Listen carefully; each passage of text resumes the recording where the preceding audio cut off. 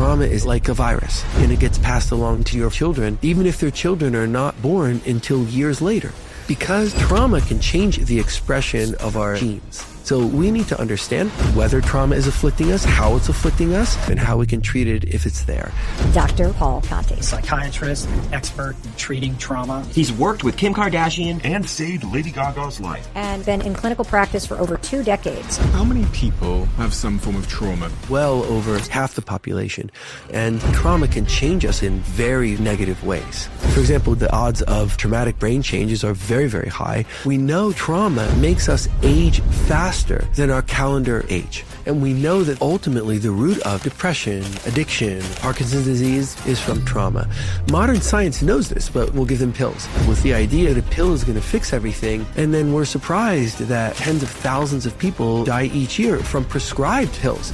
And we've let that happen. What should we be doing instead? The key to all of this is curiosity. So for example, let's say someone is addicted to their phone. Oftentimes addictive behavior is meant as an escape from something or even to self-punish. But when you scratch the surface of that, you might learn about an episode of sexual abuse that happened when the person was a child. This is not uncommon. What are the telltale signs that I am traumatized? What can I do to alleviate the trauma? And then can you completely get rid of a trauma? The answer is based in hard science. So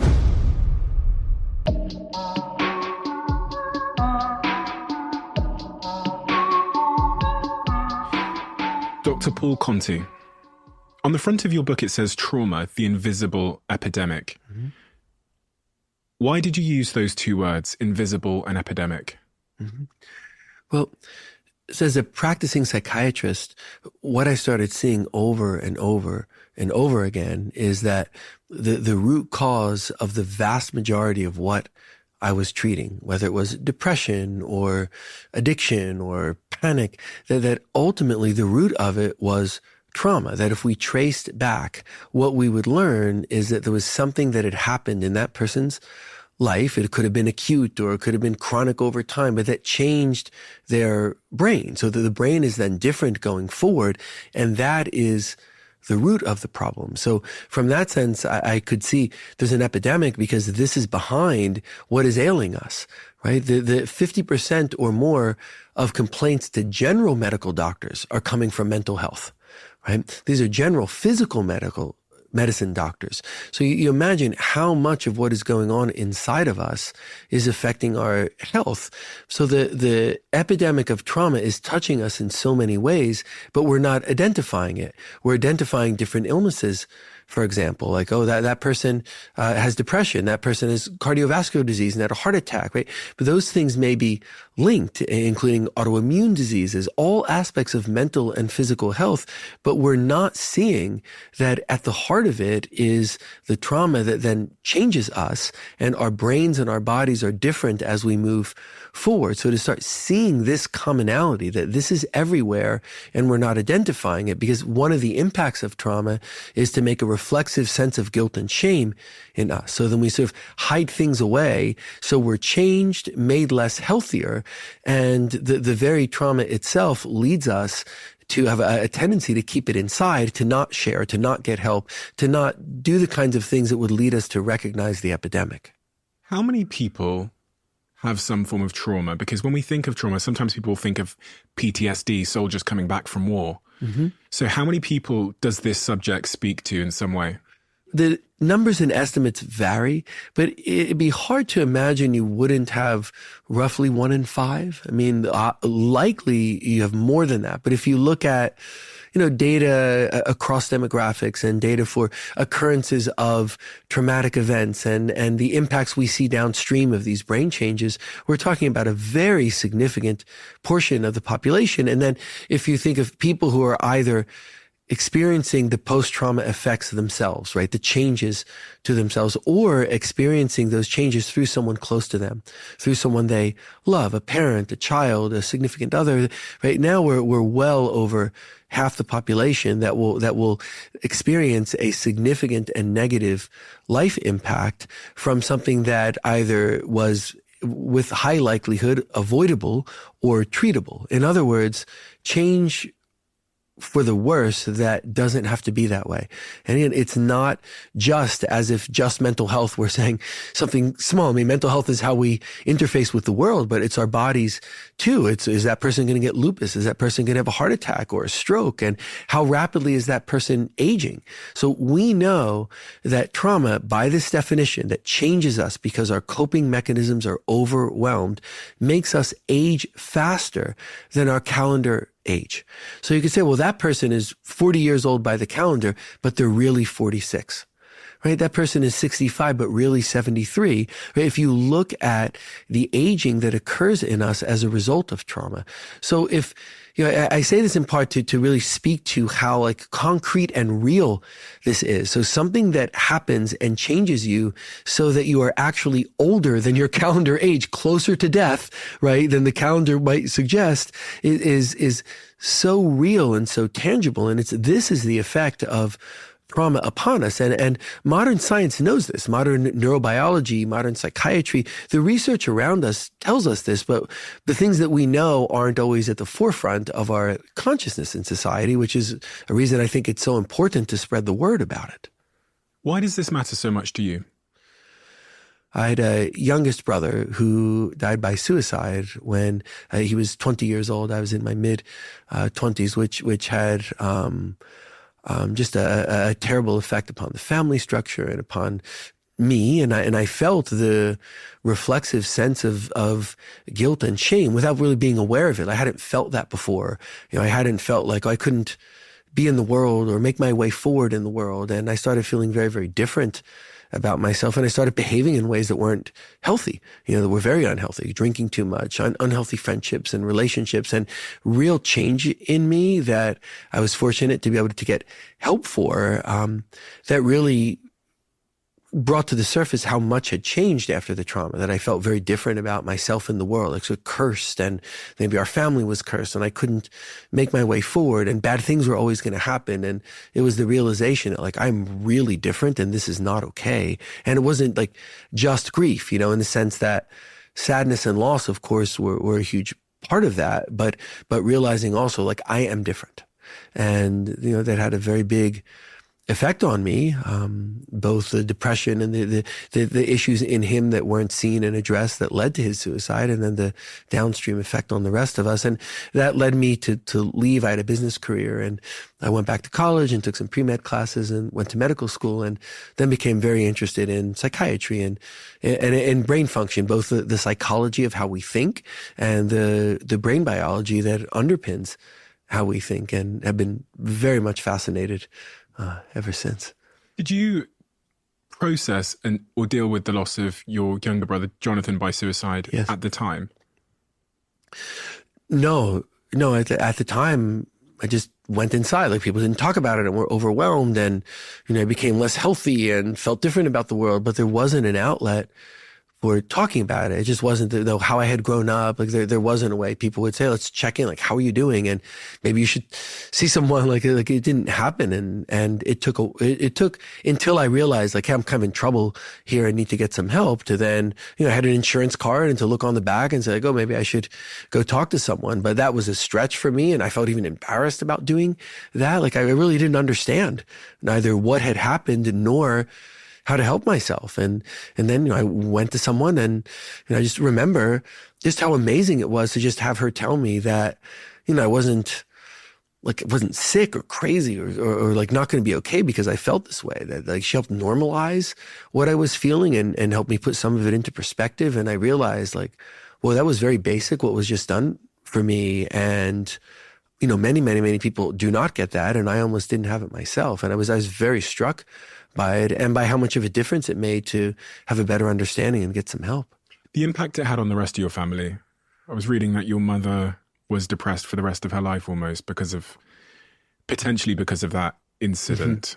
Mm-hmm. Mm-hmm. I think she was clearly different afterwards too, and was much more isolated. Again, in hindsight, it's so clear to see, but I think the guilt and shame that she felt, was overwhelming, and she was not able to get help, no matter how much encouragement. At some point it was actually a psychiatrist and still couldn't get her to get help, because I think she was just felt so ashamed and felt that help was inaccessible, or that getting help was even more shameful.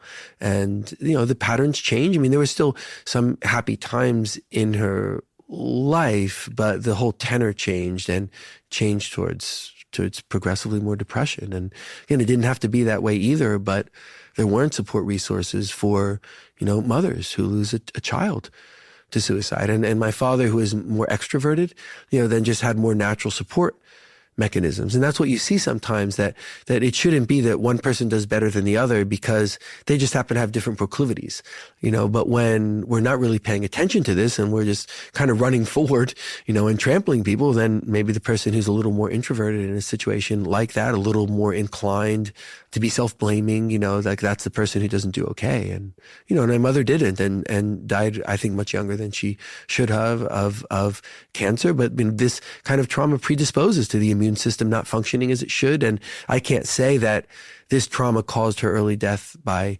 cancer, but certainly there are a lot of scientific reasons to think that it was likely a factor in it. And again, unless we're aware of what trauma is and what it's doing to us, that we can prevent it, we can identify it and treat it. These changes to us don't have to stay the same. Like the person who's blaming themselves and ashamed and depressed doesn't have to stay that way. The person who's abusing a substance to try and cope or to try and kill themselves because they feel so bad, it doesn't have to be living like that. We really and truly can make change. The person who has an autoimmune disease or heart disease or rheumatoid arthritis that's inflamed after the trauma, everything is worse after the trauma, doesn't have to be medically ill like that. The message I'm bringing is one based in hard science, and it's one that has a real message of change, that it's not an esoteric principle, but we can and should be healthier. Even if you think about more than 50% of complaints brought to physical medicine doctors come from a mental health perspective. I mean, how much of that is based in trauma? It's the majority of what is ailing us, and the numbers actually do tell us that. At the top of this conversation, you referred to aging and the impact that trauma has on aging. Mm-hmm. How does that work? So trauma makes me older? Mm-hmm. Because there's cellular mechanisms in us. People often talk about telomeres, which is one aspect that change as we grow older, because we're very interested in figuring out why do we grow older, right? So there are processes in us that sort of mark time and that change across the aging process of humans. Now, we don't understand everything about this. If we did, we could change it and live much, much, much longer, but we're trying to understand about it. And I think science has made a lot of very significant headway in understanding. And part of that understanding is the biological age of a person is different from the calendar age. So if an example would be if you took two identical twins at birth and, one of them is able to live in pretty good circumstances and free of trauma and, has a pretty good life going. And the other person lives in a way that has privation and a lot of trauma, maybe direct physical assaults or seen as less than, denigrated by society. It's a theoretical example, but the idea would be you go follow them 30, 40, 50 years later, and you find two people who are not the same age anymore. Right? The person who had the better life, if they're 40, well, they're 40. And if you match up cellular aging mechanisms, and again, we don't know how close a person is to death, but the aging mechanisms are telling us how far along our path we are, so to speak. They say, okay, that kind of matches with being that person's age. But then you see the person who has been through so much trauma, the presumption here being the brain changes of trauma, there's a post-trauma syndrome, right? That person is going to actually be older in terms of how far they have traversed down that path of the machinery in them running itself forward than what the calendar tells you. Trying to figure out why and how that's happening. What is the mechanism that's causing them to apparently accelerate in age? So the less healthy environment within the person, so some of that is likely, say, the signaling molecules that we talked about. It's just not as, the bloodstream isn't as clean and healthy and, running in as lockstep a fashion as we might want. But there are inflammatory signaling markers and, that impacts cellular function, and cells are more likely to die earlier than they might otherwise. And then elements of neurotransmission and anxiety and tension states within us. It's really environmental. One set of aging machinery is in a healthy environment and the other isn't, so it's going to deteriorate more quickly. I mean, it's It's one way of kind of trying to capture that. The environment is very different in those two people. So what is functioning in that environment ages is going to change. Like having a car maybe in a nice, warm, dry environment, versus having a car where, there's snow and ice 6 months of the year and then it's terribly hot the other 6 months. That it's going to be different. It's going to age differently, so to speak, right? If you go look at those two cars 10 years later, and to some extent, it's like that in us too. Death, disease, and trauma. A 2021 study by the British Medical Journal found that adults who experience sexual abuse by the age of 16 have 2.6 times the chance of dying in middle age than those who didn't experience it. It's not commonly believed that trauma can result in disease, like physical disease directly, but you argue that it can. And you also talk about how it can result in autoimmune disorders, things like arthritis, Crohn's disease. Crohn's disease, ulcerative colitis, Parkinson's disease probably has an autoimmune component. We're learning that much, much more is autoimmune. So do you believe that trauma is the underlying reason behind many diseases that lead to early death? Absolutely. And think about what you just read. Can we take a look at that again? Like, I think what you just read is absolutely momentous. So think about that. Sexual assault in the teen years leads to a 2.5-fold increase in death risk. That's staggering. What's causing that? The whole cascade from the biological to the behavioral. So gene transcription is changed. Healthier genes are more likely to be off. Unhealthier genes are more likely to be on. That's not good for our blood vessels. That's not good for heart disease or a possibility of having a stroke. And the immune system is more activated and more likely to attack itself. And some of the mechanisms within us that are protective against cancers, for example, are less likely to function. All of those things change biologically. Neurotransmission, endocrine function, signaling markers in the bloodstream, all of that is changing. And at the same time, behaviors are changing. Higher risks of depression, higher risks of addiction, higher risks of impulsive behaviors, risk-taking behaviors. You have to put a lot of things together before you get a death risk that is 2.5 times higher. But that's how we get there, because it does put a lot of things together, from the genes all the way through to complex, risky behavioral taking. Do you think there's anything killing more people than trauma, fundamentally? Not if we look for root cause. I've seen many, many things that kill people. And I wrote about this in the book, people that I was taking care of who at times died. And I was always so struck by what the death certificate said versus why they had really died. So the death certificate might have said car accident. Okay, understand that, but why was that person driving 120 miles an hour in bad conditions? Or why were they being so reckless? Why they had 5 car accidents? I know that's the trauma, right? Well, it's a heart attack. Why did that person have a heart attack when they were 62? Right? They didn't have huge risk factors from any way except the trauma and its impact. And so if we're looking at root cause analysis of what is hurting us, what is hurting our quality of life, what is hurting the quality of life of people that we love, and what is killing us, I think that need we know more than even just that. And there's so much we could pile the information a mile high that supports that piece of information, which I think is quite staggering. What are the different types of trauma? Are there sort of different categorizations of trauma from like small to big? Or if we're using the definition that trauma is anything that overwhelms our coping mechanisms, so there are changes in the brain when our coping mechanisms are overwhelmed, and on the other side of that, our brains are different. So that's the biological definition. Then we would look at, well, how do we get there, right? And it breaks down into 3 categories then of acute, chronic, or vicarious. So the acute trauma is how we've traditionally seen trauma. So if you think about the idea that people were shell-shocked after World War I, right, that was acute trauma, combat trauma. So our traditions of looking at trauma come from acute trauma, and it's just more evident, after someone dies or there's an injury or there's a car accident, we can see that, oh, okay, gosh, that could what makes some difference in the person. Like we can kind of get that. And sometimes we can see the change in the person from before and after. So we have tended to equate trauma and post-trauma syndromes, like what happens to us after those changes in the brain are now with us, to acute trauma. But again, it's not a soft definition. It's based on, do those changes in the brain happen in other ways? And the answer to that is yes.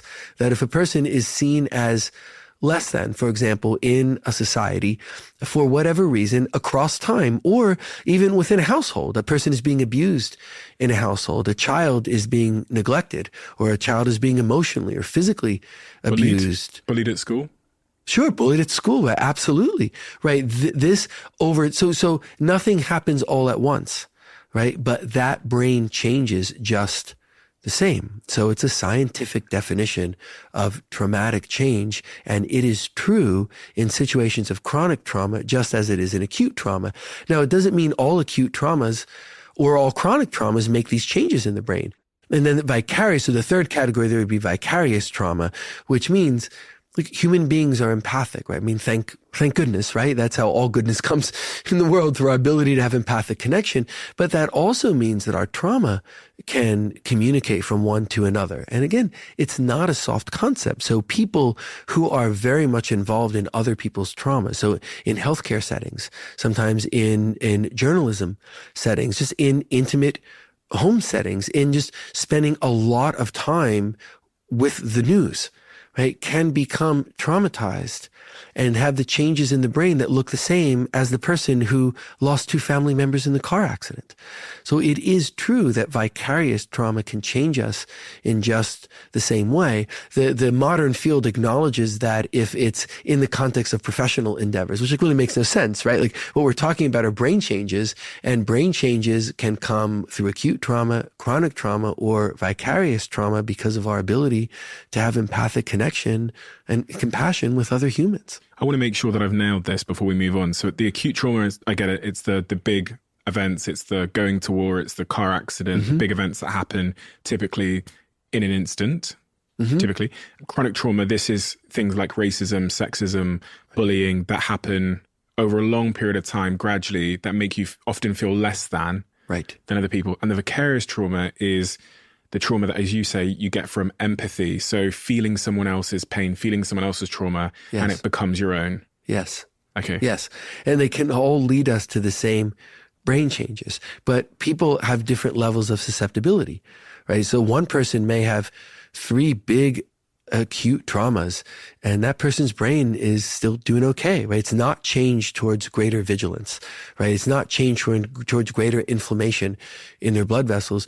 Then, another person could have one incident that might seem more mild than the other 3, and that person can then have brain changes. So part of it is, who are we genetically? How are we built? What kind of life experience have we had, especially early life experience? How susceptible are we to one thing versus another? And then this idea of the multiple hit hypothesis, that I could have a number of traumas, and then on a certain trauma that might be even mild compared to ones that came before it, now it makes the changes. What is that hypothesis? So that multiple hit, which says that this idea that what doesn't kill us makes us stronger, is completely wrong. I mean, in absolutely every way. What doesn't kill us often makes us weaker, right? And that's why we have to be attentive to what hurts us but doesn't kill us, so that we don't get weaker, we get stronger. But what can happen is we can become more susceptible to, the more likely that the next trauma, if we experience one, will then create the brain changes. Because I've often wondered, I'm the youngest of 4 kids. We all grew up in the same household. We experienced a variety of different traumas, in my opinion. Much of it was chronic, but again, being the only black family in an all-white area, all these kinds of things. But I think I've always reflected on is, for some reason, I think I experienced it much more, the trauma of that, than my older siblings. Yes. And I've pondered whether that's because of the timeline. Being the youngest, it was worse in the later years. So I think my hypothesis has been that I experienced it more than my siblings. And I think I've embodied the shame a lot more than my siblings have, yet we both went through the same thing. So for whatever reason, I'm like really, like, I'm a workaholic and I'm exceptionally driven. Not that my siblings are, but I'm obsessed in a way that's probably not completely healthy. And I look at my siblings and I go, they're not fucked up in the same way that I am, but we all went through the same thing.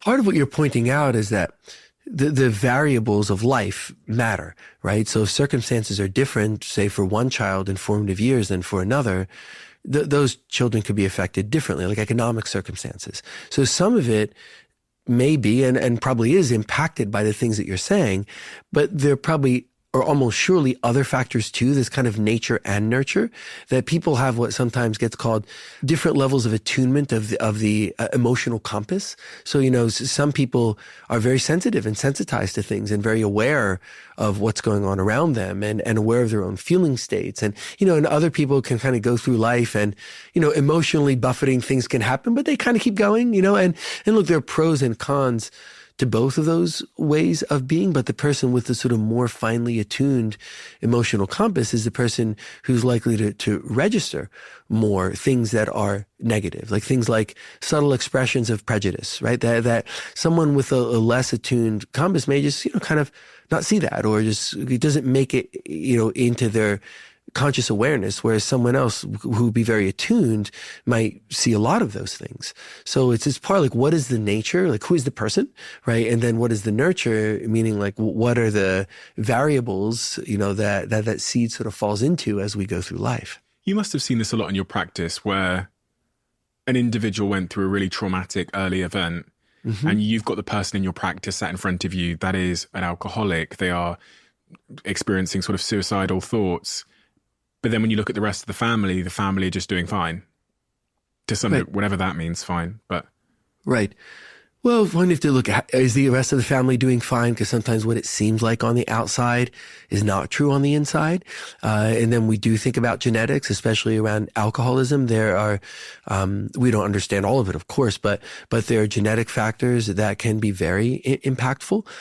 Then we'll look at personality structure, is that person built to sort of internalize or externalize blame, so why alcohol for this person and not for someone else? How much is nature or nurture, and how much may be formative? It may be that, for example, that person was in social circumstances, just real example that happens with some frequency, say mid to late teens, where alcohol was accepted as a way of coping. Right. And maybe other people in the family weren't. The circumstances were just different. Where they went to school was different, whatever. And they didn't have it modeled for them that this is how they cope. So maybe there are genetic factors that push more towards alcoholism. Maybe there are social factors, right, that it was modeled for that person. So you kind of put those things together, and which is why we follow patterns, and there's a science underlying all of this. But we have to look at who is that person, right? Because you have to look at the family history, so the genetics that may have been passed on, and what does that seem like may be the case in the person? How can you be informed by that? And what were their formative life experiences? And we start to build a picture of what's going on inside of us so that we can understand and change by looking at our history, which is why mental health doesn't often do this. It takes an inventory of your symptoms now to reflexively prescribe a medicine, right? So we need to understand ourselves if we're going to understand whether trauma is afflicting us, how it's afflicting us, how we can prevent it, how we can treat it if it's there. And I think that means accepting that this is real and this is real science, which actually, when you were talking, it made me think of an example. So if I say an example to the science of it, one of the earlier studies, and I forget exactly how many years ago this was, but 15 or 20 years maybe, was looking at immigrants. And I believe they were immigrants from Somalia to Holland. I think I'm remembering that correctly. And so the incidence of schizophrenia in the human population is about 1% across the human population. But when stressors are higher, right, they can predispose people to having the syndrome of schizophrenia. So it's about 1% of the population, but it's not evenly distributed. If there are, people in sort of pressure cooker environments, so to speak, become more susceptible. And so they looked at immigrants who integrated into the community in Holland versus immigrants who lived in primarily immigrant communities. And the incidence of schizophrenia was higher in the people who had integrated, right? So the thought is, and again, there have been subsequent studies and we don't know for sure, but when you kind of look at that and say, what is that? Is the feeling of otherness, right? Is different trying to integrate into a society that was looking at, not everyone in that society, of course, but there was a much more pervasive sense of otherness when people were integrating than when they were living in the communities where food and dress and like the day-to-day of life was normalized. What's otherness, and what's the sort of cost of otherness? I think otherness, in the way I'm defining it, is just a sense of difference in a way that's not good, right? A sense of difference in a way that involves either being seen as less than, and again, sometimes it can be over prejudice, but it can be also stratification of opportunity. You know, just seeing that, okay, like in some way I'm not on an equal, I don't feel on an equal footing here, right? And then that can be a sense of isolation there that builds the sense of otherness, then say building tension inside the person, right? The person doesn't feel quite as safe, right? It doesn't feel quite as validated because, you know, especially when we're young, we look around us to see what's normal. And if, you know, people are looking, talking, dressing like us, like we just feel validated in ways that we might not feel if we see that we are different, especially if the difference isn't embraced, right? And we see this across immigrant communities who, you know, at some point integrate, right? But initially, people will tend more to stay together because there's a sense of validation in the community. So then the children often then will integrate, right? Which is why it's such an interesting study to look at people who were first generation immigrants who would be likely to feel very strongly, you know, whether they were integrated or whether they were somewhere different because they weren't the subsequent generations, right? They're the generation that just come from the home culture that either they could still sort of live in or live in a new culture. And not that everyone felt a pervasive sense of otherness, but there's more of that sense of otherness. And the fact that that would change susceptibility to an illness that otherwise it distributes itself across the population, I think is a very profound, you know, marker of scientific proof upon the things we don't pay attention to as much, you know, subtle prejudices, discriminations, whatever they may be that are in our society that we kind of look the other way and don't see. We're really harming people who then can come to the adult phase of life in a place where we have marginalized them and we've made things different inside of them that makes it harder to make their way in the world. And I think we overlook very much, whether it's bullying, there's many, many things that can be based upon what can make people feel less than, but the effect of it is seen in actual brain biology. And like, we know this, we've known this for a long time, but in some ways I see that we're more fragmented and pushing more towards these experiences of otherness or experiences of vulnerability and lack of safety that push people towards the chronic aspects of traumatic brain change. When we think about trauma, we often focus on childhood. But what you're saying now with this study of the Somalians that emigrated to Europe, presumably those were adults. Yes. So the highest incidence of schizophrenia is in people who are in young adulthood. Yeah. So we're not seeing changes in people who are already deep into adulthood, but the changes that we're seeing is in this sort of transition to adulthood, which honors both that, yes, we are much more impressionable in all sorts of ways, including how our brains are forming when we are younger. So these are people still, their brains still have enough formative, the thought would be they have enough formative processes going on in their brains that the brains can be changed by the trauma. But when we talk about these three types of trauma, the acute, chronic, and vicarious, can you experience these types of trauma in any age, phase, chapter of life? Yes. The earlier in the lifespan, the more impactful. Okay. Yes, absolutely. Which is why childhood trauma is so important. In the book, I interview Darren Richarder, who's a psychiatrist at Stanford, and Stephanie von Gutenberg, who's a child wellness advocate, because we're talking about trauma from both ends of the spectrum. So the chapter that's the interview with Stephanie von Gutenberg talks about how childhood trauma so deeply impacts the sense of self of the child, like things that we know, but I dedicate a chapter to it because childhood trauma is so tremendously impactful. And again, we don't pay enough attention to helping children who are traumatized and to projecting ahead to the increased burdens of illness and decreased role performance and all the awful things that happen. So childhood trauma is one thing.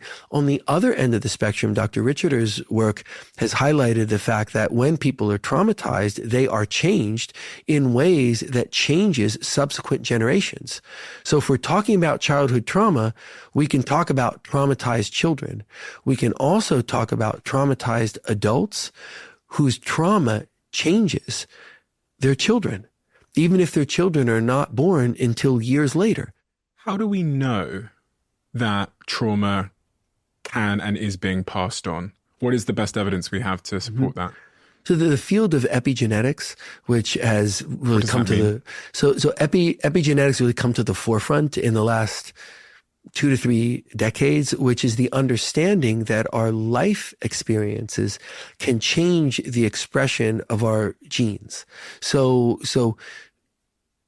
you or I may have a gene that is active now because we inherited an active gene, for example, and maybe that gene is producing something, it's helping us in some way, bolstering mood, decreasing anxiety.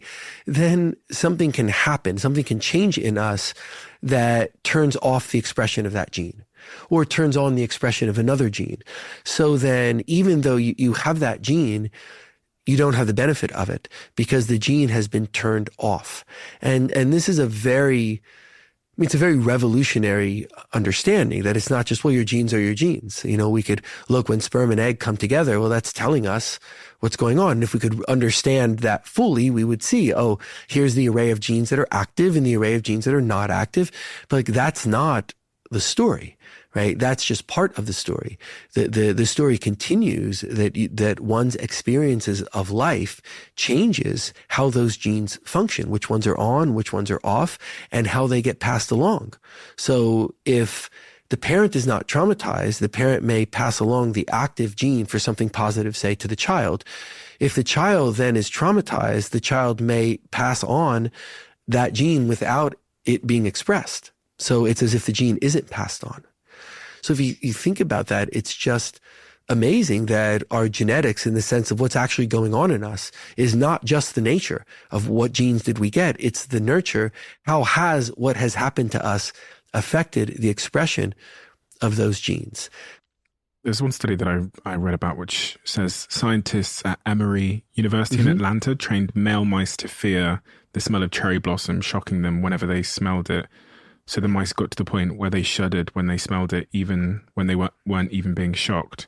And I'm guessing the children then had the same reaction. I guess that's what the study concludes. But also the children of Holocaust survivors are another example of how trauma can be passed on, because it's hard to think of a much more traumatic event than being involved in the Holocaust. Right. And for a long time, the thought was that the reason that, say, children of Holocaust survivors had higher levels of anxiety and of anxiety spectrum illnesses was because of anxious parenting, that understandably the parents had a much more sense of vulnerability, so across the population, they were more anxious and they were raising the children with more anxiety. And what we have learned is that the experiential aspect is part of it, but that exactly what you and I are talking about is part of it too, because the experience of what they went through changed genetic expression in the children. Right? So that's just a sea change in understanding that the genes of the parents, the genetic expression of the parents and the genetic expression that they pass along to their children is changed by the Holocaust experience itself. With this understanding of epigenetics, do you in your practice then consider deeply what someone's parents went through in their life and how that might have changed someone's sort of genetic expression that sat in front of you in your practice? Sure. I think we all deserve, so to speak, to think about our life narrative, right? And again, so many of us don't. I think if we're trying to help ourselves, whether someone listening to this feels that they're depressed or that they don't have any mental health issue, but they want to understand themselves better, it's think about a narrative of, okay, let me start with where have I come from and who came before me and then wait, this happened and then that happened. And when we build a narrative, it's remarkable how much we can come to understand about ourselves, because often we don't do that. We have isolated pieces of information about ourselves, but we don't knit it all together. And it's really remarkable what can happen, what can be elucidated by doing that. So absolutely yes, just for the general understanding of the person, and also to understand what did the parents go through, what experiences did they have? How might that impact this person? And you might then ask questions of, And let's say that family situation changed, between, say, older siblings and younger siblings, right? Then by learning about that history and learning about older siblings versus younger siblings and the parents, think about how much you learned then, not just about the person's experiences growing up, but just about the biological aspects of how are the parents functioning? How did it impact the children? And what were the situations? How are the children similar or different? There's so much we can learn from that. You liken trauma to a virus. It's a very interesting way for us to start thinking about trauma because we seem to think of it, at least I did, as being sort of isolated to the person. But the idea that it somewhat has a contagion to it and that we can spread it vicariously to other people that are around us, but also down through the family tree via our epigenetics and via our genes, makes you kind of understand both the importance of treating it. But yeah, I've just never heard anyone describe it as a virus before. Right.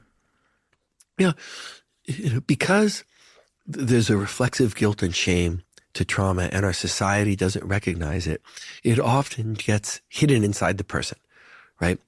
But when it's hidden inside the person, it's still spinning off symptoms. So I think the best analogy to use here is of an abscess in the body. So an abscess is a walled off area of infection in the body. And it's good that the infection is walled off because if it weren't, it could be fatal, right? So it's good that it's walled off, but the body is still aware that it's there. And it's still spinning off symptoms because it's there. So, for example, a person might have an intermittent low-grade fever or just feel kind of jittery or they're sweating and they're not sleeping well, right? So there are pervasive symptoms that are impacting this person, but it's not obvious that the abscess is there, right? So what often happens in general medicine is a person is having nonspecific symptoms.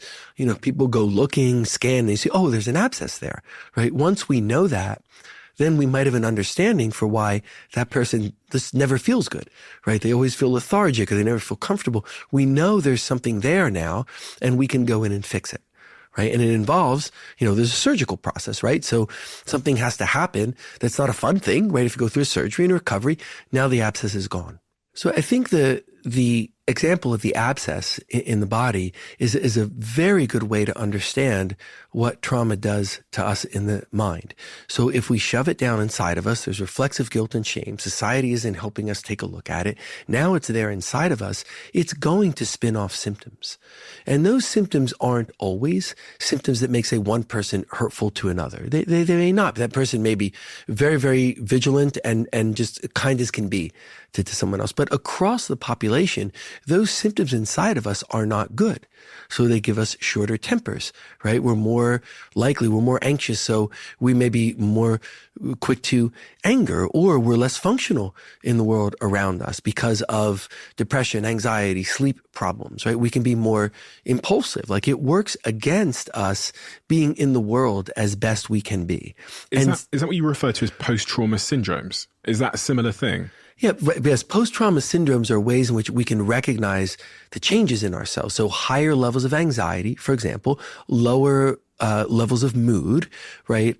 Different changes in sleep, physical health changes, and then changes in just how comfortable we feel in the world. Right. So what we'll see is changes in behaviors that are driven by just feeling differently in the world. So we're in a different self states. We have different behaviors. The syndromes can do all sorts of different things to us, from mood, anxiety, sleep, behavioral change. So someone who might want to find a relationship partner, stops going to places where they could meet someone. Right. So we change our behaviors. This is what shows us that there is a post-trauma syndrome. That's how we know we're traumatized. Effectively, because that's what I'm trying to figure out. How, people will be listening to this now and hearing you talk about these different types of trauma. What are the sort of telltale signs? I'm assuming it's this, that I am traumatized. Right.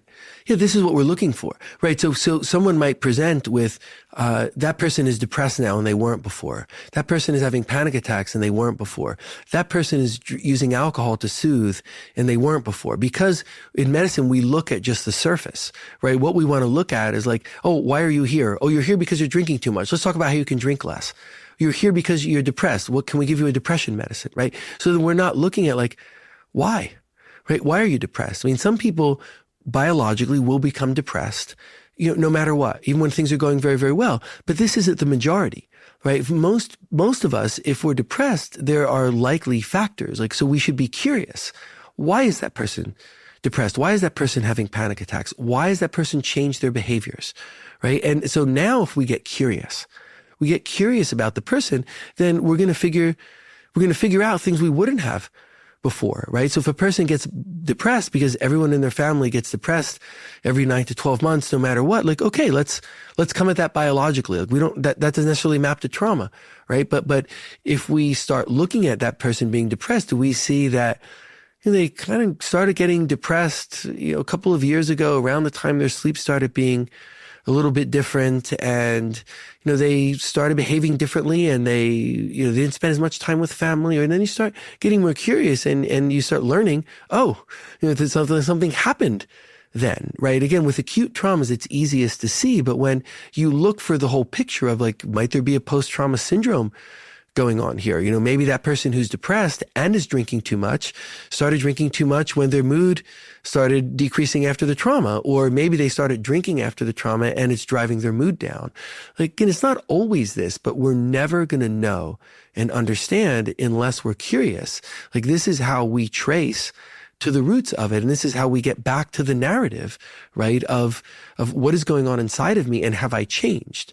Right? And the idea, we started talking about how the changes in behavior of the post-trauma syndrome are the changes that make trauma like a virus, right? Because we start behaving differently. And for some people, that is their mood isn't as good, and it's not as healthy to be raised by a parent who's depressed, right? So that can be a way in which the virus of trauma gets passed along to the next generation.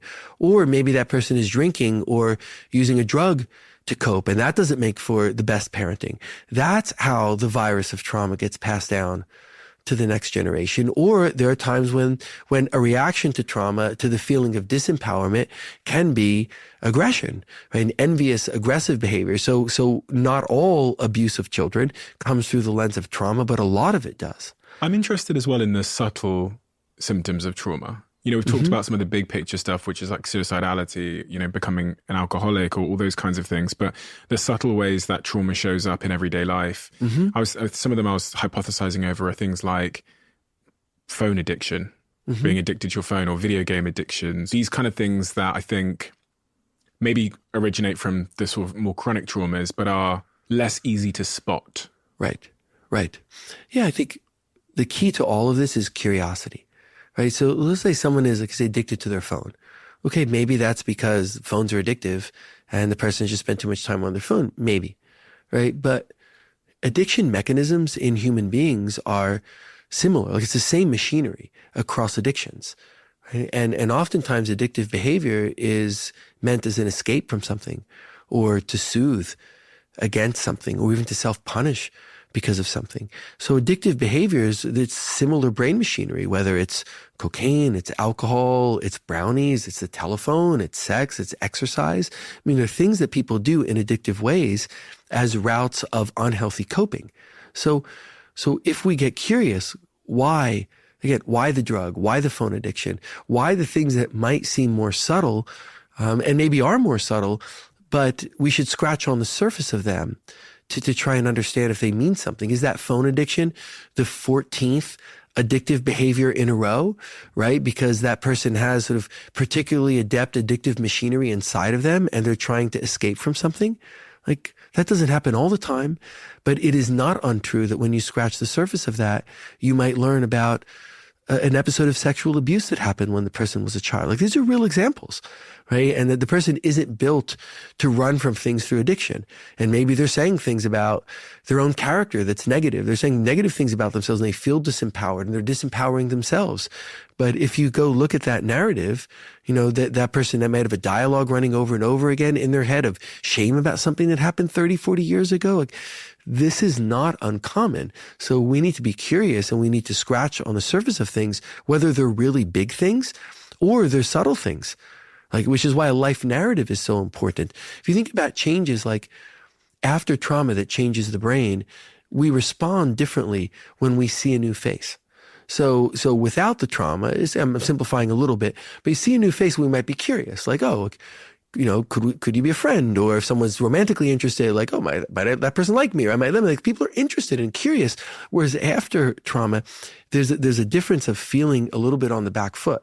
So people tend less to look up and engage and more to look away or to more have negative thoughts. So that person doesn't like me, instead of something that might be more constructive. How do they test for this? Is there tests that are able to be done to see if someone after trauma has like a different set of sunglasses that they view the world with? Mm-hmm. Yes. Yeah. There's tests from the brain biology all the way through to very clever psychological experiments. Like, we can see all of this, and it's these signs we should be looking for in ourselves, right? Because it is very obvious if someone who always was an extrovert now won't leave the house, right? Like, we can tell something's wrong and someone's probably going to come ask something, right? But if we just change in these more subtle ways where we're just less interactive and, people notice their friends a little bit different and less outgoing, it's these things that, as you're saying, the subtle ones, the subtle signs and the nuances are often very impactful and indicative of other things going on under the surface, that can bring even greater problems. On this subject of soothing that you were talking about a second ago, there's this quote that you say in your book: trauma promotes pain, pain increases suffering, and suffering makes us desperate to soothe our pain, whatever form it takes. Sadly, we're seeing the terrible cycle play out on a larger societal level with the opiate epidemic. Yes. This idea of soothing, we all find ways to soothe ourselves. And some of those ways that we find to soothe ourselves become destructive in and of themselves. And it almost makes me think that sometimes our attempt, we think of like alcoholism typically as people that are self-destructing.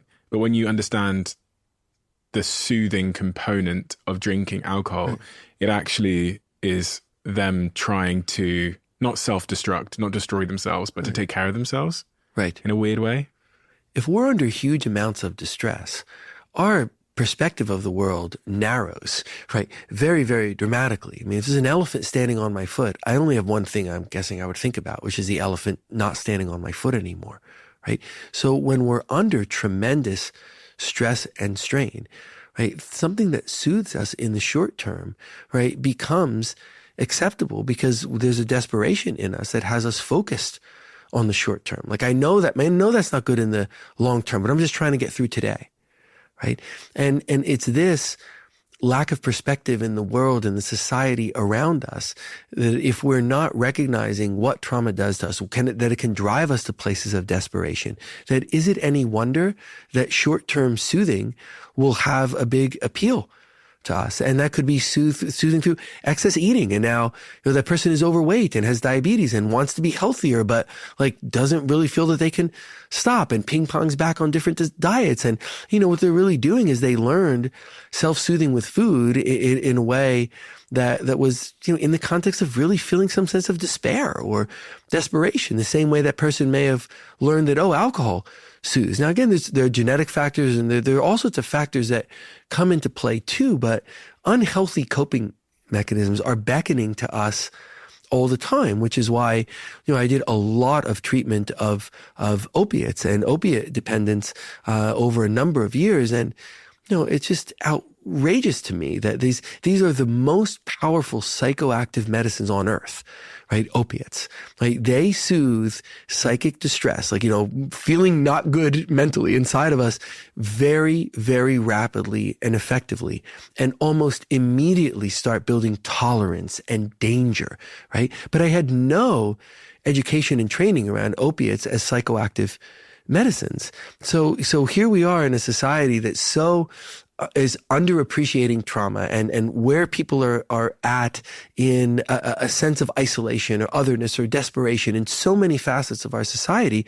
And then we start handing them the most powerful short-term soothing mechanism with the absolute highest risk of long-term danger and death. And then we're surprised that how many tens of thousands of people die each year from prescribed opiates. What kind of opiates are people being prescribed? So how the opiate epidemic really began was with opiates in pill form.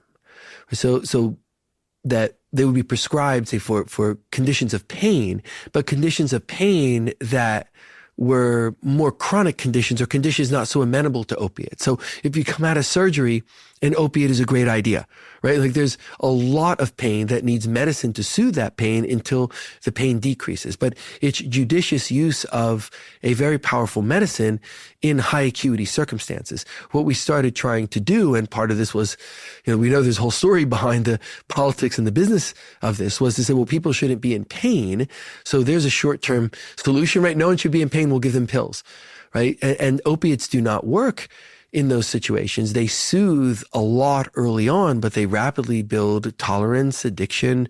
They suppress breathing drive. So we started doling out opiate pills with the idea that we're treating pain and isn't that good, but with an absolute inattention to the immense risks of that. And I think it fits with the short-term view of relieving all pain. Like we're human beings. We can't relieve all of our pain, right? Sometimes what there is to do is to work hard to mitigate pain. And that might be pain, from a mental health perspective. It might be pain from a physical health perspective. But this idea that a pill is going to fix everything and now everyone has pain pills and won't be in pain, has resulted in hundreds of thousands of deaths in this country alone from prescribed opiates, let alone illicit opiates. So there's the short-term thinking on the part of our society that then almost lures people into the seduction of the short-term soothing, right? You feel miserable and you want things to be better. Take this pill. Now you're seduced and addicted and at huge risk. And, we've let that happen. For us to know how to treat trauma, we have to understand the physiological consequences of it. How does trauma change our brain? When we look at brain scans, what do we see in a traumatized person? Brain scan data is more complicated and harder to interpret. You can see different patterns in the brain. We're not at the point where brain scan science can pinpoint, right? But what we do see is parts of the brain that are sort of inflamed, so to speak, by trauma. So the amygdala and pathways around the amygdala, which is a part of the brain that gets called sometimes grand central station for negative emotion, right? We see that pathways involving this part of the brain become more prominent, right? So we see changes in brain connectivity. Because how our brains function is by communicating from one place to another. They function through connectivity, and which pathways are more prominent. So what we see then is pathways that are involved in trust, say, and feeling a sense of safety are less prominent. Pathways that are more activated when we feel less safe and more vigilant are more activated. And then we see the climate, so to speak, in the brain change in a way that's less healthy. And you may also see specific aspects of a post-trauma syndrome. So mood regulation areas are not functioning as well because now there's depression intruding. So we see patterns in the brain that show us this change, although the science hasn't come far enough to pinpoint, like at some point we'll be able to do with much greater accuracy. And I've heard you talk about how that creates cognitive blind spots, so blind spots in our brain following a traumatic event. What do you mean by cognitive blind spots, and what's the harm or risk of that? Right. So a cognitive blind spot can occur when we take a lesson inside of us that is a lesson of trauma, not a lesson of truth. And then it changes how we may think about things. So for example, a real and sadly many examples of this that I can bring to mind in people's faces who come to mind as I say it, but someone who felt pretty good about themselves and able to navigate the world and striving for a better job and doing fun things, who then is assaulted, right? And after that assault, the person is much less present in the world and internalizes a bunch of different thoughts about themselves of, I don't really like being out. I like being at home better, or it never goes well. I don't get along with other people. Like they think about themselves differently. So there's a cognitive blind spot, which makes it very, very difficult to think with accuracy about, say, possibilities. So that person may have, say, been striving for a better job, right? But if they think of themselves differently, I'm not the kind of person who can get ahead and people don't really like me, then they don't strive for a better job. They just take for granted that they can't get it. It won't go well. They'll fail at it. But they never thought that before, Is this what you kind of see when people refer to someone having daddy issues?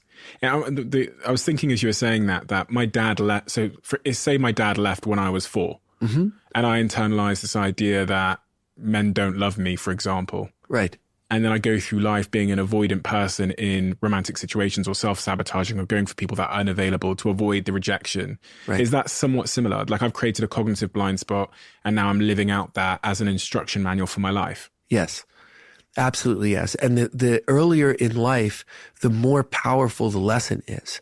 And the brain doesn't go back and revisit those lessons. So I think this is so amazing and surprising to me that our brains are so incredibly complex, right? More complex than the greatest supercomputer, right? Yet our brains don't do some very basic things. Like we don't reboot and see, is there a patch or is there something to fix, right? We don't go back and look at these earlier lessons. So if you learn at age 4, oh, men don't love me, that's a hard lesson to unlearn because it gets solidified at an early age. And then once those lessons are there, there's an internalized danger to go revisit them.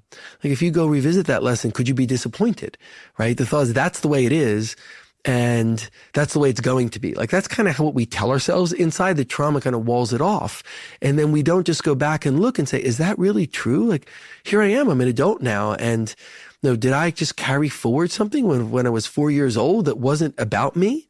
Is it really about the 4-year-old, right? Or is it about the adult? Like we learn all these things, but we don't go back and revisit the lesson. And then yes, there's a person who could be very, very avoidant in ways that lesson, that quote unquote truth that is not true can change that person's life. And that's why if we go back and look at that, life can really change. We can go back and look at why do you feel that? It's interesting to feel that. Let's think about it. And, you know, what's the story behind it? And we can get to a place where that can be undone and say, oh, I took that lesson inside because someone else made a choice that was about them and not me. No 4-year-old is responsible for a parent leaving, right? But I took something in that was different and it's really affected me. And I kind of feel differently about myself. It's not that everything instantaneously changes, but boy, the world is different then. On that subject as well of, say, the father leaving at 4 years old and me thinking that men were, or say I was 4 years old and my father was violent. What you sometimes see is people then are attracted to the familiar when they grow up. So although it wasn't healthy, they have a sort of bias towards being attracted to something that was familiar, even if it wasn't healthy. Right. That gets complicated. What sometimes people will talk about as repetition compulsions are quite complicated. Often what a person is doing then is trying to gain a sense of mastery over a situation in which they had no control. So you will see this in abusive relationships where, you know, sometimes a person will come and say, okay, I'm coming to see you, but I know you can't help me. Right? My last 8 relationships have been just awful. So how can you possibly help me? And then I might say something like, if you can tell me how you had 8 different relationships that didn't go well, maybe I'll believe you. But you're going to tell me about the same relationship 8 times over. Right? Something along those lines, because we repeat things that don't go well in an effort to gain a sense of control. So what often is the case in that kind of situation is whether it's repeating an abuse cycle or just someone who isn't attentive or isn't interested. The person is trying to feel better about something from the past. So if the father was inattentive and that person has a romantic interest in men, that person may choose men who are inattentive, with a desire to make them inattentive, to fix to soothe the pain of the past, because the emotion systems in our brain don't care about the clock and the calendar. So you can solve the past in the present as far as the emotion systems are concerned. And if the trauma is very strong in us, the emotion systems will rule the day. So they said if the father was violent, then maybe that person chooses a violent significant other, right? And then that relationship goes away and the person chooses another violent significant other. And then sometimes the thought is, well, the person is choosing that because that's what they're comfortable with, or that's it. But no, the person is trying to make sense of something, and there's some desperation inside to feel better about themselves and to fix and heal something. Whereas if we can intercede there and say, the problem is, if you want someone who's attentive, choose people who are choose someone who's attentive, right? As opposed to choose someone who's not attentive and try and make them attentive. Can we become addicted to our victimhood? Sure. So there's no internalized victim without an internalized persecutor. So if someone is victimized in the sense of the law, right? Someone has done something bad to that person. That doesn't mean that person takes inside of them that they are a victim, right? But trauma can make us feel like victims. After the loss of my brother, when I felt like maybe we're cursed and I can't really get anywhere in the world, like there's a black magic to that, right? Then I used to feel like I'm a victim of something. I'm behind the eight ball. Then I have a sense of otherness, right? And now I've taken something inside of myself where we don't need a persecutor anymore. I feel like I'm less than. So how's that going to go well, right? So what we end up doing is we take inside of us sometimes this sense of victimness, but that also takes inside of us the idea that we are less than, that there is something magical that is bad and negative. And what we need to strive against is exactly that something may have happened that we might say, okay, that person is a victim in the eyes of the law. They were assaulted, right? But that doesn't mean that person has to take victimness inside, guilt and shame. How many people have I seen who are assaulted and they talk about how they're ashamed of it and it's their fault? Someone else attacked them. But the reflexive guilt and shame of trauma can lead us to feel less than. Then we start feeling like victims. Then we feel less than. We embrace this and we don't need someone to persecute us anymore. The limbic system, we're talking about the brain here. What is the limbic system and what role is it playing in cementing our trauma? Yeah. So the limbic system is the name for the emotion systems in the brain. So we're simplifying a little bit, but the idea that there are logic systems and emotion systems, the emotion systems are limbic. Those are the limbic systems. And they never lose when they come face to face with logic. Right? Like the limbic, the emotional always rules the logic if the two come head to head, which is why if the emotion of trauma, the fear of being less than, the need to repair something that was unfair in the past, if that is driving us, logic will not have its say. Logic would say, if you've dated 6 people who've all kind of seemed the same at the outset and then all behaved in the same negative way, don't choose a 7th like that. Right? I mean, logic was saying that at the second person, let alone the third, the fourth, the fifth. Why do we see repetition of unhealthy relationships? Because the limbic system, if it needs to feel different, it needs, so to speak, to solve that trauma by gaining mastery, it's going to go look for the 7th person who's just like the first 6. But once we take the energy, we lance the abscess, so to speak, of the trauma, then logic can have its say. And that person who says, you can't help me because the last 8 relationships were all awful, sees, oh, I did the same things, chose the same person in the last 8 relationships. That's one paradigm and I'm changing it now. And then things are different when they thought they couldn't be. Because they can see now what they couldn't see before. The limbic system isn't ruling the day anymore. There's a whole balanced brain that has an understanding of self and uses that understanding to move forward in life. It seems like the limbic system is against us, but there must be some sort of evolutionary reason or rationale or purpose of that limbic system that is, I don't know, malfunctioning in the modern world. Oh, sure. The limbic system isn't against us. Like all these parts of our brain, none of them hate us. They're all parts of us. And some of the research and observations through the psychedelic sciences are really telling us that much more, that there aren't parts of our brain that hate us. They may work against us because, as you're commenting, they're not built for the modern world. So, if you think about the limbic system and the negative information, like something bad happened when you were 4 or 5, like take that in and whatever lesson that is, never question it or change it, right? I mean, this is based upon survival mechanisms. The example I give is, imagine for most of human history and people of hunting and gathering and living in small groups and like having enough food is very important for humans across human evolution. If you find a new food that it looks good, looks like something else that was good, and you eat it and it tastes good and it's nourishing, like it's good to remember that. Right? But if you eat it and you get very, very sick, you better remember that forever. Right? So that the negative has much more salience in us and makes these lessons never go near that thing again, never go near that person again, never do this again. Right? They're designed to keep us alive. But we're trying to do more than that, right? We're trying to do more than stay alive. And these systems in us that evolve to keep us safe then can very much work against us. The person who's traumatized because someone attacks them and that system gives them panic attacks if they leave the front door, I mean, that's that person's brain trying to keep them safe. You use the word shame a lot when we're talking about trauma. In the same way that I asked, is the limbic system against us? What is the use of shame? Why do we experience shame? Can't we just program ourselves to get rid of shame and then we'll all be fine? Right. Exactly the same with the limbic question. No, we kind of need shame, but we need shame for good reason.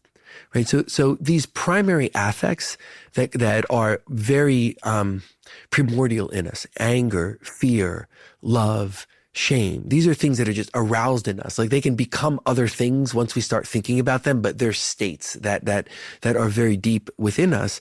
They all have a survival adaptation. So, feeling love is, being more than one. If we love someone, now you are two, and you're there with one another, and that's going to help you survive and make your way forward in life. Love is adaptive, right? Fear can be very adaptive, that now you're in a fight or flight stage. You're trying to survive and get through life. Shame is the same way. There are things that people do that bring shame that change behavior. Shame changes behavior a lot because it feels so bad. So, I give the example of, I imagine that, in the old days, someone who, pees on the food in the cave instead of going outside, and like now puts the whole tribe at risk, or people, and then like there's a sense of shame that comes to that person. Like, you can't do that anymore. And the person feels bad and never does that again. And it's adaptive for the group, right? It's just one example of how shame can alter behavior. So to keep us alive in that context. Right, to keep us alive. Like, now you feel shame, you will not forget to not do that anymore, right?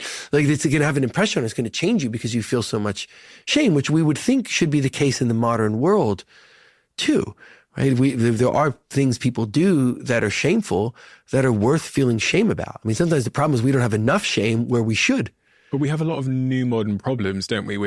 I was thinking about bullying, for example. Like, I imagine back in the days of our tribes, there wasn't internet, like obviously not, but there wasn't like mass internet bullying where a huge group of strangers could just pepper you with insults. And maybe our modern brain still has the same old mechanisms of kind of perceiving that as our tribe are going to kick us off the island here. Right. So the brain malfunctions and experiences shame, which causes all the things you described. And then even in the context of like sexual assault, I was trying to rationalize that, how the shame of sexual assault can make you feel shame when really it was someone else's behavior. But how does that make that, that woman feel, or that guy feel shame about themselves when they were attacked? Right, because it doesn't start with the thought of it. Because you're right. Because what you're saying, I think, is basically it makes no logical sense. Why would you feel ashamed of yourself if someone else came up behind you and jumped you and did something awful to you? Why would you feel ashamed of yourself? Right? But the person doesn't get there by thought.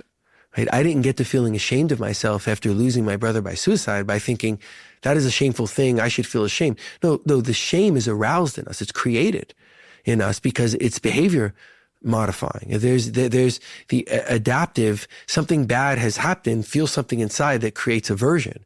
The shame is created in us, and then we make the meaning of it. I feel ashamed. There's shame inside me, and then we make the meaning of, right, because I shouldn't have been there when that happened. And then we make a story around it. It starts with the limbic system, with the affect, and then we build a story around it, which is why we can build a different story where, for example, shame goes where it makes sense to go. Like, that's very, very effective of processing through. So, okay, so this thing happened. You can process through with someone how they felt and what was going on inside of them. Maybe they're in an ambulance or a hospital and they're filled with shames. They realize what has happened to them. And, and then that was a terrible state to be in. But then they start trying to make meaning of that state. And we can go back to, that's a natural, completely understanding human state to be in after this happened. But now you get to decide what that means. So in the context of our ancestors, I'm walking through the, Serengeti with my big spear, and I'm walking and a lion jumps out at me out of the blue. I managed to survive it, although I've been attacked. The shame is created in me because as a response to make sure my behavior changes so it doesn't happen again. And then I write a story about that when I get back to the cave and tell myself, like, the story could be that I shouldn't have been walking out at night in the Serengeti alone when that lion attacked me. And that's adaptive and useful because it stops me from doing that in the future. It's like I'm trying to think of it through maybe it's a little different. If you were out, okay, let's say you're out and you're hunting a lion in the service of everyone else, and then you are attacked and hurt, that's different because you're doing something then to feel proud of. Yeah. Right. So that is different. That's a situation where the person is approaching the trauma on the front foot, and then when you return back, the thought would be, you would be respected and cared for. Like, you went out to do something for everyone and got hurt. Right? That is very different than how people normally would experience their trauma, which is when there isn't a sense of pride and self-sacrifice behind it. So if the person, let's say you're walking out in the Serengeti at night and you shouldn't be, then you should feel bad about that, right? Then the thought would be, yeah, I shouldn't have been doing that. And how bad you feel about it will make you not do it again. So you're not going to get killed, right? And then you're going to come back and talk about that, or people are going to go, what were you doing? And well, you should have been out there. And like, they may feel bad that you got hurt, but like there's then an experience that is a deterrent to others doing that too, right? So this says something really interesting about how we treat people who've been through a trauma. Right. Look at the difference in the United States between veterans coming back from World War II and veterans coming back from Vietnam. There was far more post-trauma syndromes, post-traumatic stress disorder after Vietnam because people were not coming home to a hero's welcome. The thought there would be they had gone out, like the person who goes out into the Serengeti to hunt the lion to save everybody else, that's what was going on when people went to fight in World War II and when people went to fight in Vietnam. But when people came back from World War II, if they'd been hurt, they were treated as heroes. They were treated with respect, and that allows a person to shoulder that trauma without the brain changes happening. When people came back from Vietnam and were treated differently, which didn't happen to everyone, but it happened as a societal phenomenon that was a terrible thing for the veterans who came back. You saw much greater rates of post-traumatic stress. I mean, that I think captures very clearly what the impressions and perspectives of the people around us mean. There may be a reflexive guilt and shame from trauma, but that doesn't have to win the day. But it was much more likely to win the day if there's a sense of otherness, because now we're talking about the same thing of feeling less than chronically by society for some reason makes that person more susceptible. So that person who's been through combat trauma and then comes back and does not receive a hero's welcome is put at much, much greater risk for the brain changes of post-trauma syndromes. What role does vulnerability and being open with others about how we're feeling play in alleviating our shame? So it plays for most of us, in most cases, it plays a very big role because the reflex to the trauma is guilt and shame, and the reflex to the guilt and shame is to hide it inside. What we are doing is cutting ourselves off from the human contact that we need in order to process what has gone on with us. So very many times over 25 years of being a psychiatrist, I've sat with someone who is putting words to their trauma for the first time. When I was 5 years old, I was assaulted in that way. This coach did this to me when I was a certain age. I was hurt this way, and I'm the only one who survived, and my two buddies died. These are real things that I have heard people say, and then be shocked that I, the other human in the room, don't recoil from that. Because they've held so long inside of them that it is shameful that they were assaulted. It is shameful that they survived, that it's so dangerous to even utter it, the fear of how a person will react, that someone is surprised, like, wow, you could hear that. Or they say it in ways and kind of step back a little bit because there's such an expectation of rejection, whereas what the person is telling me is something that from any reasonable human being would only elicit compassion. Now, that person who's telling me would only ever be compassionate to someone saying that, but they're not compassionate to themselves. Is shame really the cause of what we kind of think of as these trauma cycles? Because someone experiences a trauma, they suppress it, which changes how they behave, which means that they're more likely to experience more trauma in some way, or at least perceive it as a trauma via shame. And then their life gets more and more full of different types of trauma. Does that make sense? Because I'm wondering if trauma can be quite a self-fulfilling thing where you get into a cycle of trauma in your life.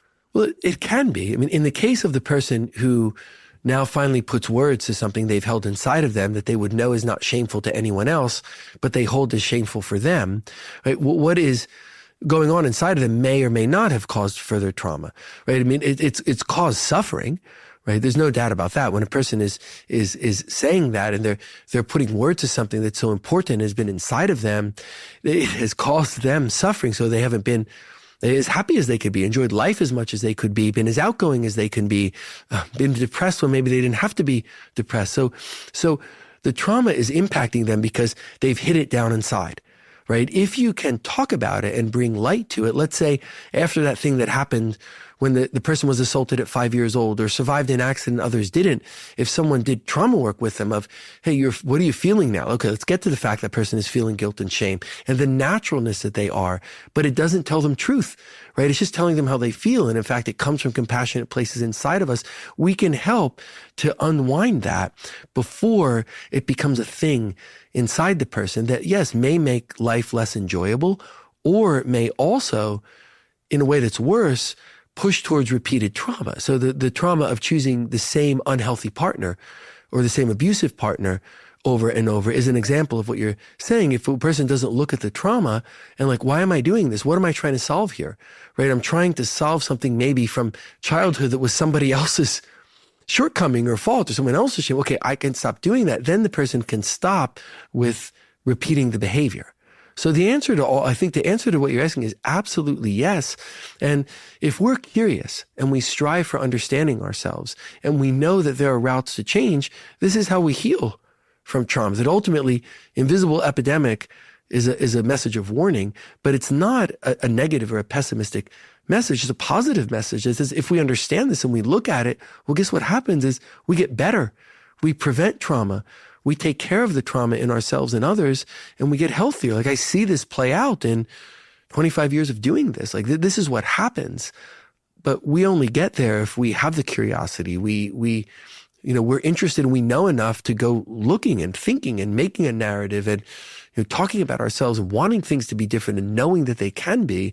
So it's a message of hope, because when we do that, we really see change. So clinically, when doing this work, you see a lot of difference in people. And that's part of what's been so heartening and led me to write the book. Is it's not just a message of, oh, this is what's going on with us. Let's take a look at it.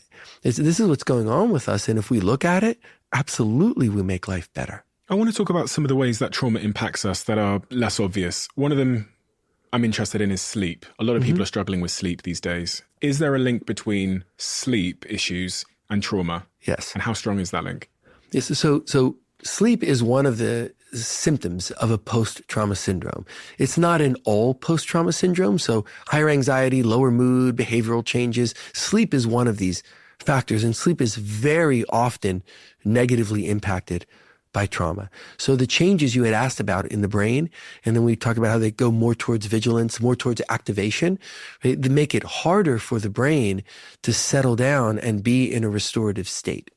So sometimes we get what's called ruminative, where there are just thought loops going on inside of us, and the brain doesn't want to quiet down to a place where we can get restorative sleep. So people have more fragmented sleep. They have shallower, less restorative sleep, more time until they can fall asleep, earlier awakenings.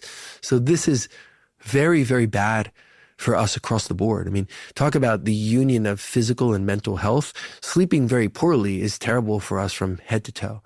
And very often, after trauma, if there is a post-trauma syndrome, which is not uncommon, sleep patterns are dramatically changed and sleep restorative function is changed. What happens is we're in higher states of arousal.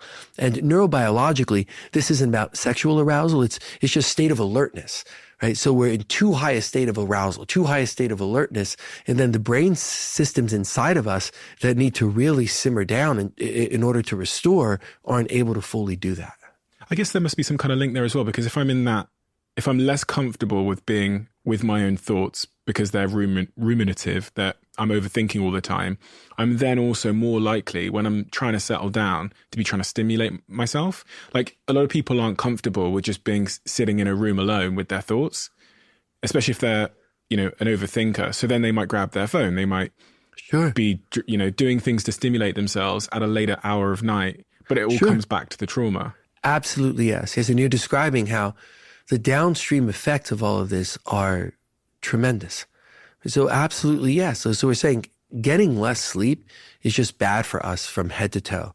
Okay, and also there's all the things that you're talking about. So if you know you're going to try and sleep and it's going to be just going over and over again in your head, and it might be, I'm not safe, or I'm going to get fired, or I'm going to get hurt, or it may just be something that's simple and negative that you don't even relate to trauma, like, oh, this is awful, or like, these are things that go over and over again in people's heads when they're trying to sleep. Like, I'm not okay. What's going to happen? And it's going over and over again. So of course you're going to want to distract from that. And you, because the way we've kind of framed it there is that you're aware and conscious of that, but can that be taking place in like the back room of your mind? Where Sure. Sometimes people are aware and sometimes they are not. Sometimes to ask a person, well, why aren't you sleeping well the last 4 months? Which seems like a good question to ask instead of just giving the person a sleeping medicine. But in modern medicine, sometimes the question doesn't get asked. But, maybe the answer is, it's just I'm really different trying to fall asleep. And like, I just don't feel peaceful anymore. But the person has not thought of that until you ask them.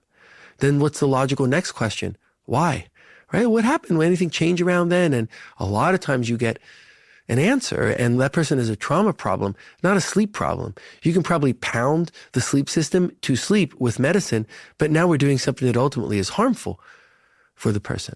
So yes, and also, when you talk about avoidance behaviors of sleep, this is also why the person can avoid, and then have 3 or 4 drinks to get to sleep, right? So there's so much that is unhealthy that then perpetuates being unhealthy, and it spreads, and this is part of the epidemic aspect of this. And then people often don't know why things are different in their sleep, but a lot of the time, if you stop and you think and you talk about what's going on inside of them, they will tell you. And it may be that for the first time, they're telling themselves, which is why we should ask ourselves this question.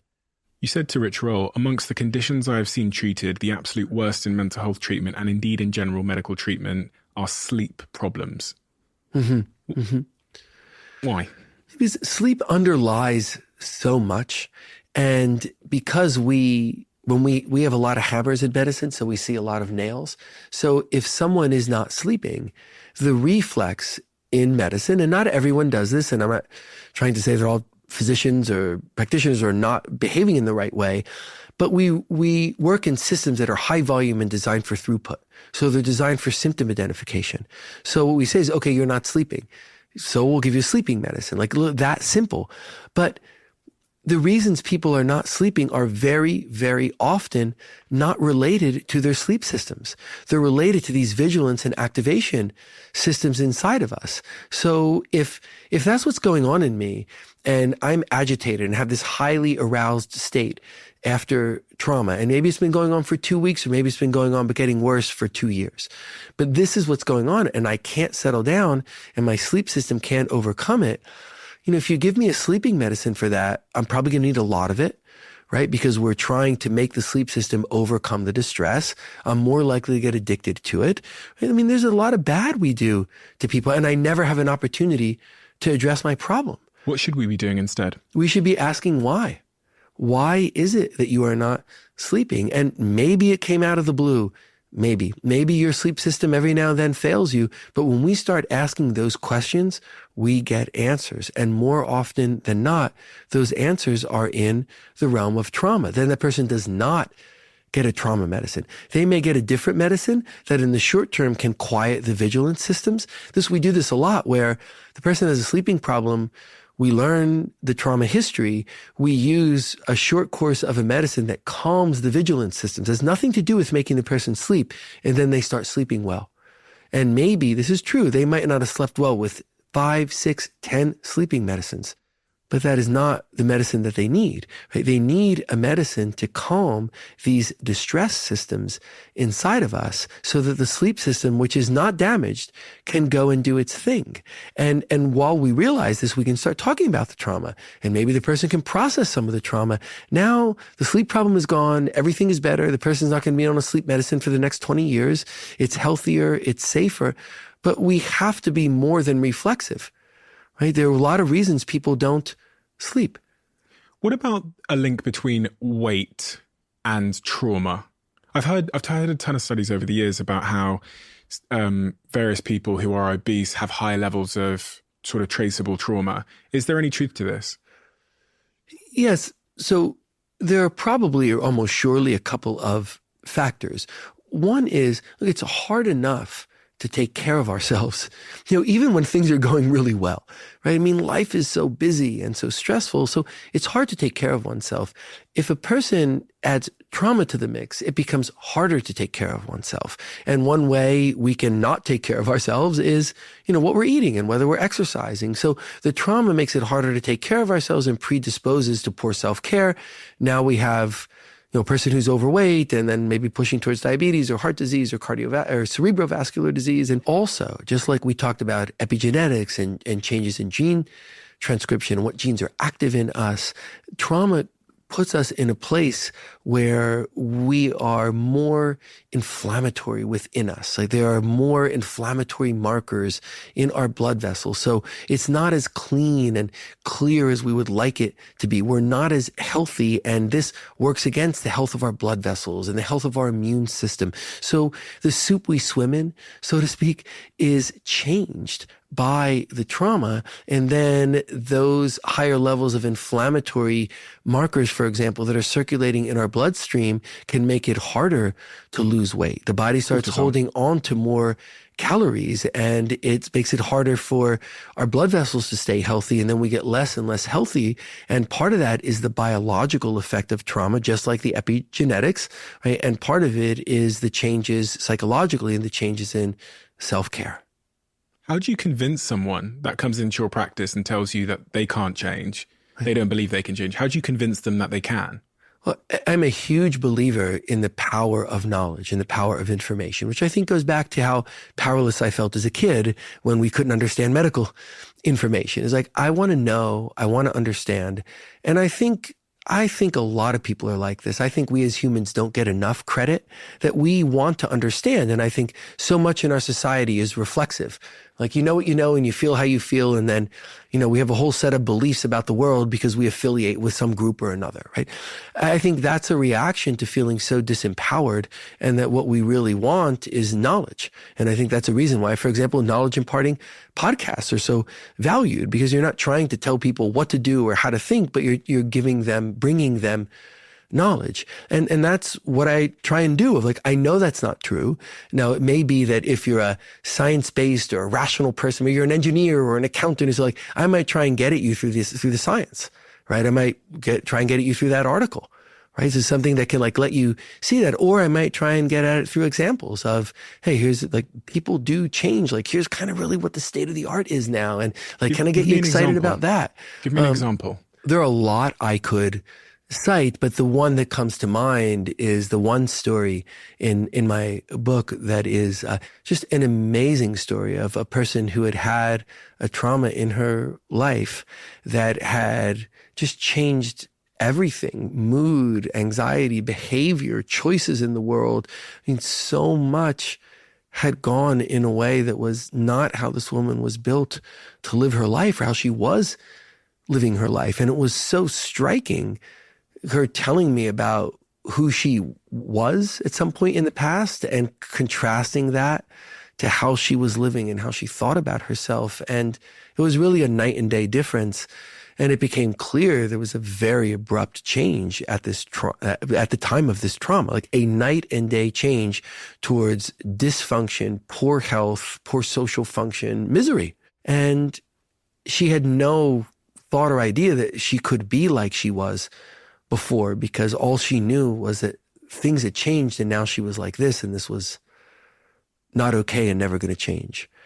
But she was willing to see the starkness of the change and to hear my observations and examples like, look, I see something here that's looking from the outside that's really striking and that's we could think about and talk about and understand and like changed her entire life. And it really is true that 10 years later, she looked 10 years younger. Absolutely. Is this a one-hit wonder, though, or is it a training process like me being in the gym and picking up weights over and over again? Am I having to retrain my mind to view that situation differently? Yes. Yes. We are creatures of neuronal habit. So if you think the example I give, I usually use is, let's say you and I just picked a word, random word, and we said it 500 times, right? We'd each be saying it this evening. Let's say we say it 2,000 times. Give it a couple days, it's still there on the mind. Why? Right? Even when we know it's a silly example, why would it still stay with us?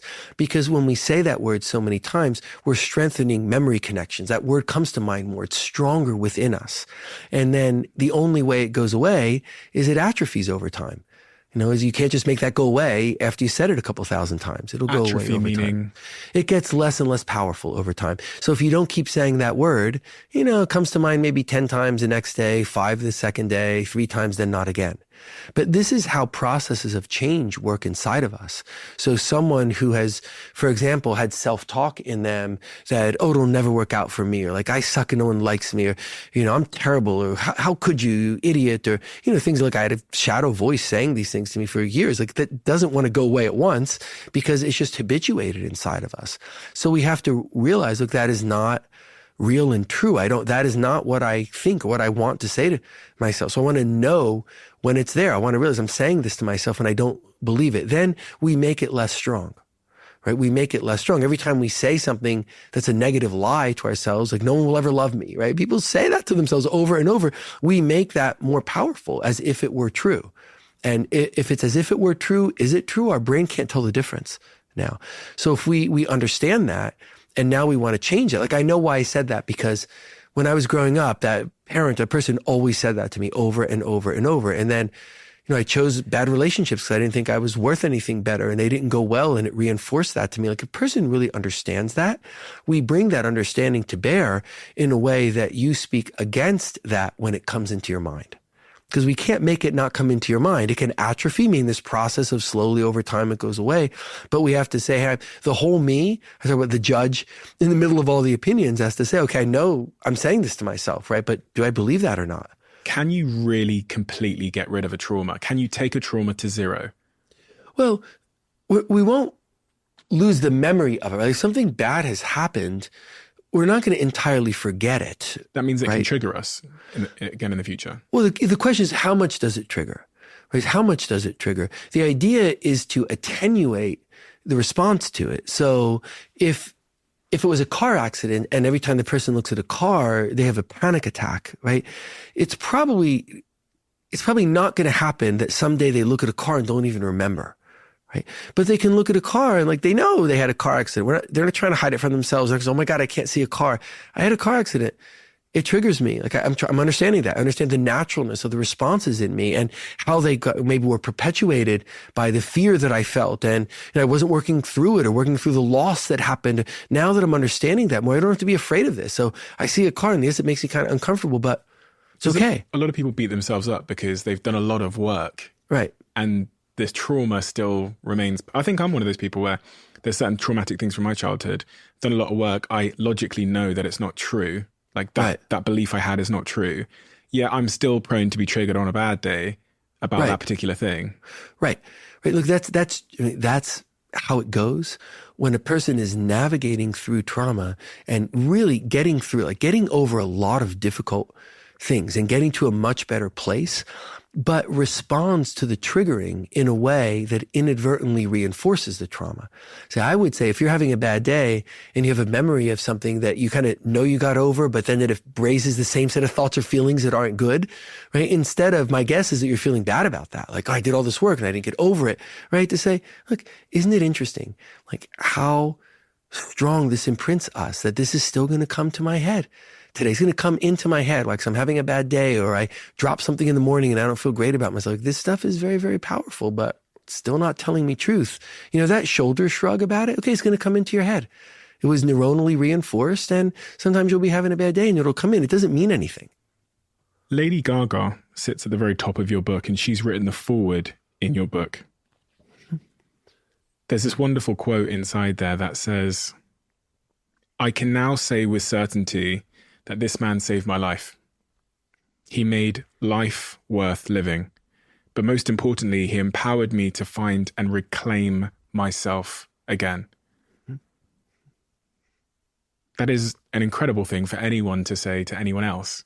Well, thank you. My first thought is she's eloquent and generous of spirit. And I so appreciate that she wrote such lovely words. And I so appreciate that. Just, thank you. Why did she say that?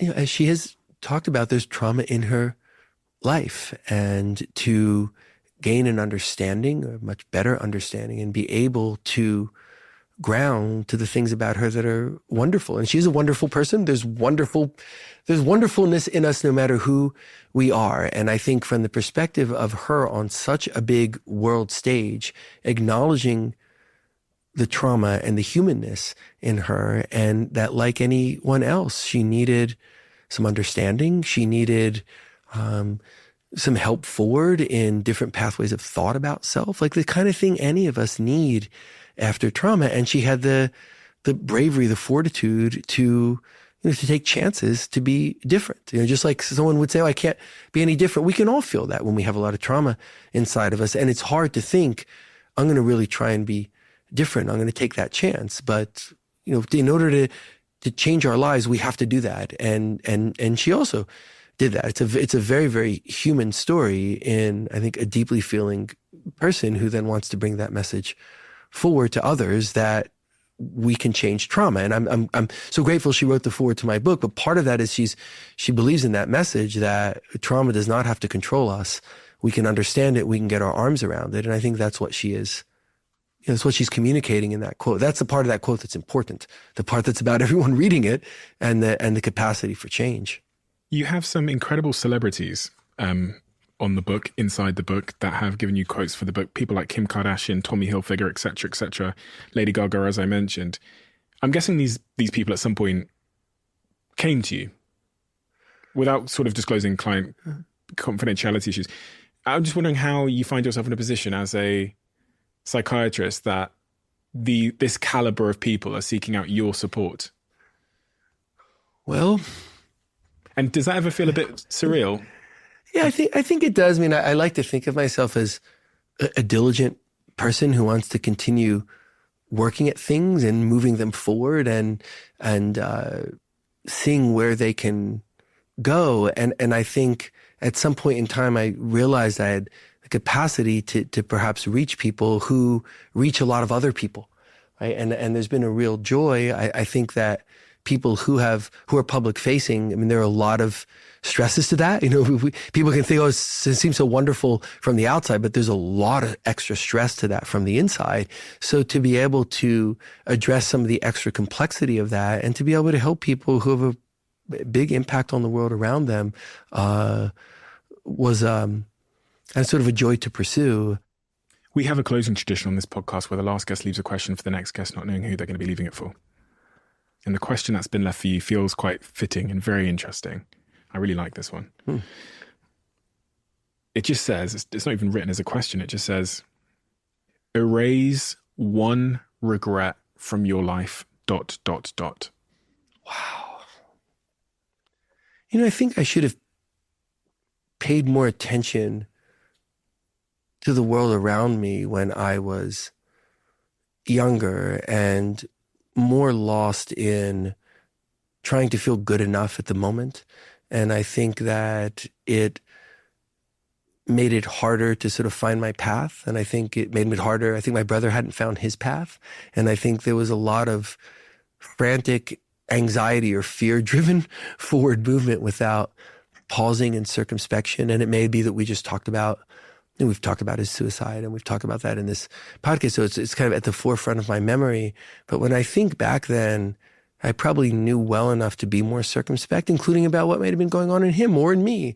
And I'm happy I got myself on a path that's led to places that feel good and that I think are generative and productive. I wish I had more attention to the bigger picture when I was significantly younger. Why? Well, I think I would have made better decisions. I think I would have seen pathways that led away from health and happiness, and maybe seen that in others too. You're talking about Jonathan? And others where I was born and raised. I think there were a lot of good people and a lot of forward movement, but we maybe could have looked around ourselves a little bit more, and there'd be several people maybe still here as opposed to not being here, and people being healthier. And I think I probably had it in me to look around myself more than I did at that time. And I do sometimes I will feel regrets about that. Well, I have to say, Dr. Paul Conti, the work you've committed your life to and the understanding you've committed your life to spreading